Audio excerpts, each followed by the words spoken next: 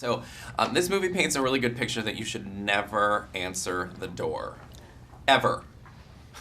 No, unless he looks like Idris. Even then, it doesn't. That's true. You're right. Not unless you're a fighter like Terry. Not unless you're prepared to go to war. You know, if you're not afraid of humans and you can handle it and whatever it jumps off you think you can handle it, open the door. Me, I'm lazy.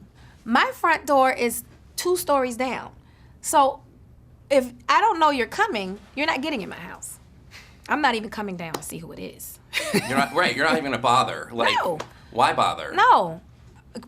And this is horrible to say, but you know, I'm a little bit of a comedian, but you know when the Jehovah Witness would knock on your door, everybody hit the floor. Like, I'm always assuming it's Jehovah Witness, so I'm not gonna open the door.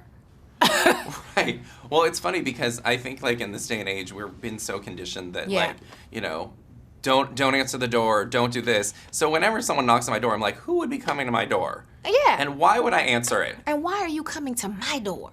And then we have to do that weird tiptoe where we can't, we don't want to pretend we're home. We want to pretend we're not home. And then we got to look through the peephole and then be like, okay, do I answer it or do I not? Yeah. And then how many knocks is there? I mean, like, there's a whole thing to it now. Yeah, but see, I don't even get that far because I told you, remember this? Right. Dale, and I'm not doing that. Especially if I'm not expecting you. Exactly. Yeah. Exactly. Now, this movie is quite the thriller, and you've had, your body of work is, you know, you do comedy, you do everything. Doing a thriller, how is it doing a thriller for you, and from, you know, such a change from comedy and everything else that you've done in the past? It's very intense, and I think the most trying thing or the most challenging thing for me was that fight scene. I had never been quite that physical in any of my work that I can think of. I mean, I've shot in .50 caliber gun, I've chased people, hit guys over the head with a bottle, but nothing that it took us 3 nights to film that fight scene. And it was choreographed to the turn, the spin, the punch. Nothing was ad-lib. Nothing was improv. Because, you know, safety is everything. And you make the wrong move and we lose an actor, then... That's really bad. You never want to lose an actor. Yeah, never. No. I mean, right? Yeah.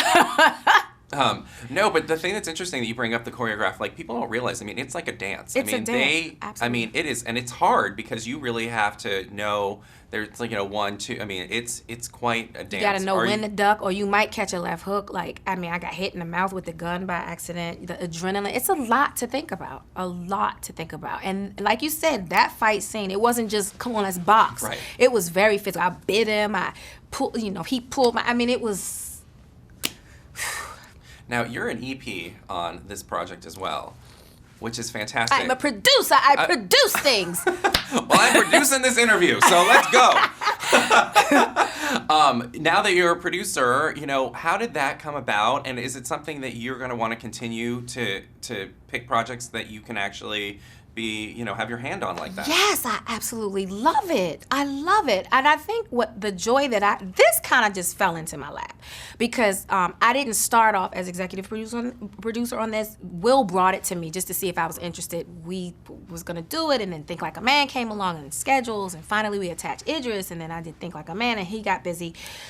So how I became executive producer, when I got back, when Think Like a Man was done, it was like, okay, I'm ready to do No Good Deed. And they were like, well, we lost Idris. I was like, what? So I had to get on the phone.